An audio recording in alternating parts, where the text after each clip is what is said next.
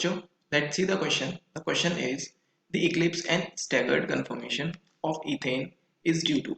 हमसे यहाँ पे पूछा है कि जो कन्फर्मेशंस होती हैं इथेन की इक्लिप्स एंड स्टैगर्ड, उसका रीजन क्या है। यहाँ पे हमें 4 ऑप्शंस दे रखे हैं, हमें बताना है इनमें से कौन सा ऑप्शन करेक्ट है। चलिए इस क्वेश्चन का सोल्यूशन देख लेते हैं।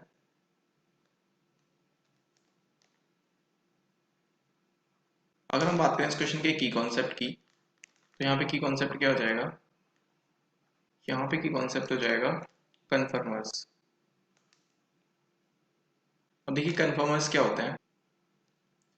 these are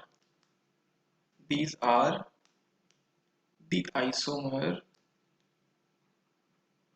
of a molecule that different from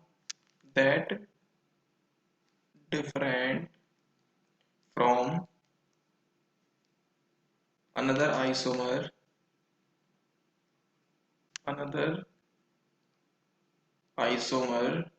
by the rotation of single bond, by the rotation of a single bond।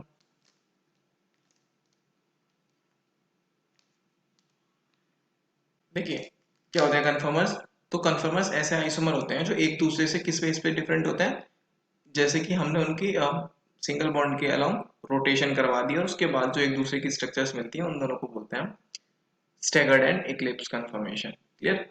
अब देखिए कन्फर्मर तो ऐसे बन गए। हमसे किसका पूछा, इथेन का पूछा है। इथेन का फॉर्मूला क्या होता है, इथेन होती है हमारे पास में CH3 सिंगल बॉन्ड CH3, यही होती है इथेन। चलिए जब हम इसकी न्यूमैन प्रोजेक्शन बनाएंगे, देखो न्यूमैन प्रोजेक्शन में इसको कैसे रिप्रेजेंट करते हैं। हमारे पास में 2 कार्बन होते हैं, फर्स्ट कार्बन को हम लिखते हैं इस तरह से और सेकंड कार्बन को हम लिखते हैं सर्कल से। क्लियर। तो 1 2 एंड 3 हमारे पास में क्या है, 3 हाइड्रोजन है, तो वो यहाँ पे लिख देंगे हम। ये हो गया हमारे पास में। अब देखो अगर हम इसकी सिंगल बॉन्ड के अलोंग रोटेशन करवा दें, कैसे, ये वाला जो हाइड्रोजन है इसको इस साइड में सिंगल बॉन्ड के अलोंग रोटेट करवाएं, कितनी डिग्री से, 60 डिग्री से। क्लियर। तो यहाँ पे क्या आएगा, देखो यहाँ पे जो हमारे पास में फॉर्मेशन हो जाएगा वो कुछ इस टाइप से हो जाएगा। ये था हमारे पास। क्लियर। एक कार्बन तो इसमें स्टेबल रहता है, वो कहीं नहीं घूमता। एक कार्बन के सेंटर को हम एक अलोंग घुमाते हैं, तो देखो यहाँ पे क्या बन जाएगा, ये वाला तो था ही, एक ये आ गया यहाँ पे और एक यहाँ आ जाएगा और एक यहाँ आ जाएगा। ये कुछ इस टाइप से स्ट्रक्चर बन जाएगी, हाइड्रोजन हाइड्रोजन हाइड्रोजन एंड ये वाले भी हाइड्रोजन। क्लियर।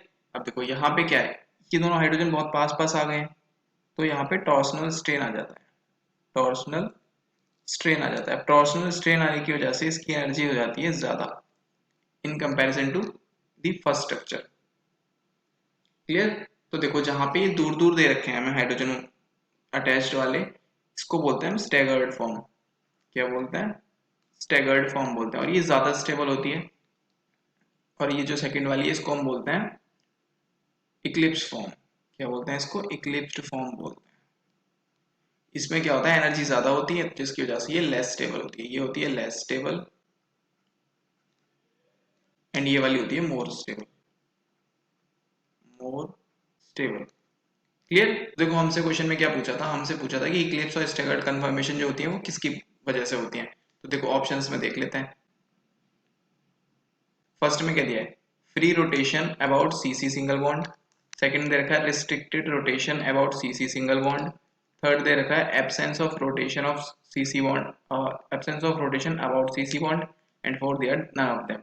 तो देखो क्या हुआ था यहाँ पे हमारा, इसमें क्या होता है, सिंगल बॉन्ड के अलोंग रोटेशन होता है, अभी हमने देखा था by the rotation of a single bond. Clear.